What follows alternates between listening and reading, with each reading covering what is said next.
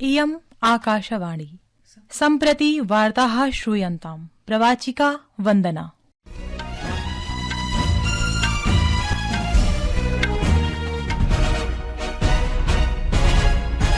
आदौ मुख्यवार्ताः।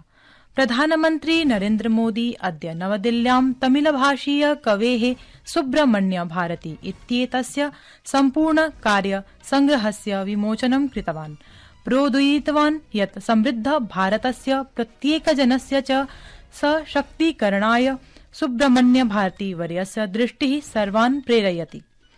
संसदः द्वयोः सदनयोः पक्षस्य विपक्षस्य च सांसदानां मध्ये कोलाहलकारणेन राज्यसभायाः कार्यजातम् आदिवसं यावत् तत्रैव लोकसभायाः कार्यजातं 2 वादनं यावत् स्थगितम्। अद्य दिल्लीनगरे ऋतुकालस्य शैत्यं प्रातः कालः समङ्कितः। अपि च महिला क्रिकेट प्रतिस्पर्धायाम् ऑस्ट्रेलिया दलेन त्रिस्पर्धायाम् एकदिवसीय श्रृंखलायाः तृतीये अन्तिमे च द्वन्द्वे भारताय विजयाय 99,200 धावनानाङ्कं लक्ष्यः स्थापितः। अथ वार्ताः विस्तरेण। प्रधानमन्त्री नरेन्द्र मोदी अद्य नवदिल्ल्यां तमिलभाषीय कवेः स्वाधीनता सेनानिनः च सुब्रह्मण्य भारती इत्येतस्य सम्पूर्ण कार्य संग्रहस्य विमोचनं कृतवान्। अस्मिन् वसरे प्रधानमन्त्री सुब्रह्मण्य भारती इत्येतस्मै श्रद्धाञ्जलिं समर्प्य उक्तवान् यत् देशः अद्य महानकवे जयन्तीम् आमानयति। आज देश महाकवि सुब्रह्मण्य भारती जी की जन्म जयंती मना रहा है। मैं सुब्रह्मण्य भारती जी को श्रद्धापूर्वक नमन करता हूं, उन्हें अपनी श्रद्धांजलि अर्पित करता हूं। भारत की संस्कृति और साहित्य के लिए, भारत के स्वतंत्रता संग्राम की स्मृतियों के लिए और तमिलनाडु के गौरव के लिए एक बहुत बड़ा अवसर है। श्रीमोदिना कथितं यत् महाकवेः सुब्रह्मण्य भारती इत्येतस्य कार्यसङ्ग्रहस्य विमोचनं कृत्वा असौ सम्मानस्य अनुभवं करोति। प्रधानमन्त्रिणा प्रोदीरितं यत् समृद्ध भारतस्य प्रत्येकजनस्य च सशक्तीकरणाय सुब्रह्मण्य भारती वर्यस्य दृष्टिः सर्वान् प्रेरयति। सुब्रह्मण्य भारती जी ऐसे महान मनीषी थे जो देश की आवश्यकताओं को देखते हुए काम करते थे। उनका विजन उतना व्यापक था। उन्होंने हर उस दिशा में काम किया जिसकी जरूरत उस कालखंड में देश को थी। भारतीयार केवल तमिलनाडु और तमिल भाषा की ही धरोहर नहीं है, वो एक ऐसे विचारक थे जिनकी हर सांस मां भारती की सेवा के लिए समर्पित थी। प्रधानमन्त्री नरेन्द्र मोदी अद्य गीता जयन्त्यवसरे जनेभ्यः शुभकामनाः प्रदत्तवान्। सामाजिक सञ्चारपटले एकस्मिन् सन्देशे श्रीमोदिना लिखितं यत् अयं पवित्र महोत्सवः भारतीय संस्कृतेः आध्यात्मिकतायाः परम्परायाः च मार्गदर्शनं कुर्वतः दिव्यशास्त्रस्य जन्मदिवसरूपेण आचर्यते। प्रधानमन्त्री भगवतः श्रीकृष्णस्य स्मरणं कृत्वा आशां व्यक्तीकृतवान् यत् भगवद्गीता सर्वेभ्यः कर्मयोगस्य मार्गं प्रदर्शयिष्यति। प्रधानमन्त्रिणा नरेन्द्र मोदिना अद्य अवधानं दत्तं यत् यथा यथा देशः महता परिमाणेन आङ्किकीयरूपेण संयोजितो भवति तथा आन्तर्जालिक अपराधस्य भीतिः अपि निरन्तरं वर्धमाना अस्ति इति। संस्कृत वार्तायाः संस्करणमिदम् इदानीम् आकाशवाणीतः प्रसार्यते। सममेव अयं कार्यक्रमः आकाशवाण्याः अन्तर्जालपटले www.newsonair.gov.in इत्यत्र अथ न्यूज़ ऑन एआईआर चल दूरभाषीय तन्त्रांशे अपि उपलब्धो भविष्यति।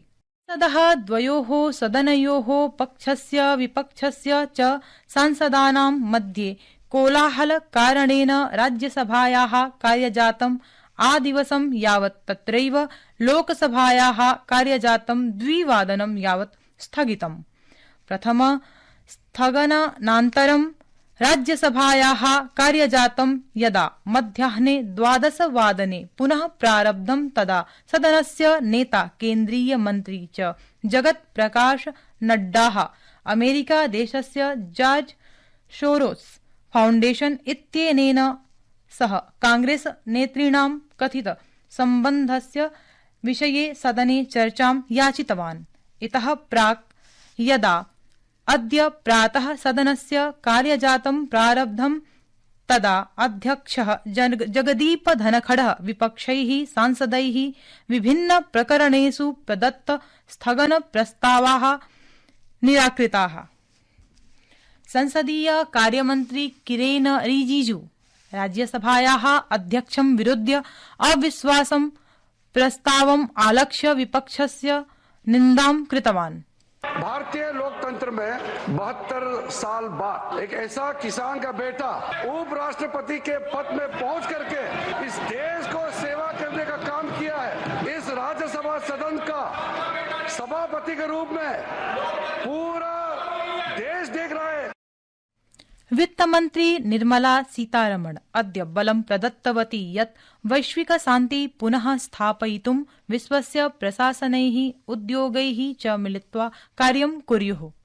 नवदिल्ल्यां CII इत्येतस्याः संस्थायाः वैश्विक आर्थिक नीति मञ्चस्य उद्घाटनसत्रे उपस्थित जनान् सम्बोधयन्ती वित्तमन्त्री उक्तवती यत् अस्मिन् दशके वैश्विक प्राथमिकता सामान्यस्थितेः पुनर्स्थापनं भवेत्। सा अवदत् यत् युद्धानि व्यवधानानि च परिहर्तव्यानि यतोहि एतानि आपूर्ति श्रृंखला व्यवधानानां मुख्यकारणानि सन्ति। सा उक्तवती यत् सामान्यस्थितेः पुनर्स्थापनस्य दायित्वं सर्वेषाम् उद्योगानां प्रशासनानां नीति निर्मातॄणां नागरिकाणां नागरिकमञ्चानां च वर्तते। वित्तमन्त्री बलं प्रदत्तवती यत् अर्थव्यवस्थायाः प्रौद्योगिक्याः वित्तस्य च संगमः वैश्विक प्रगते भविष्यम् आकारयति।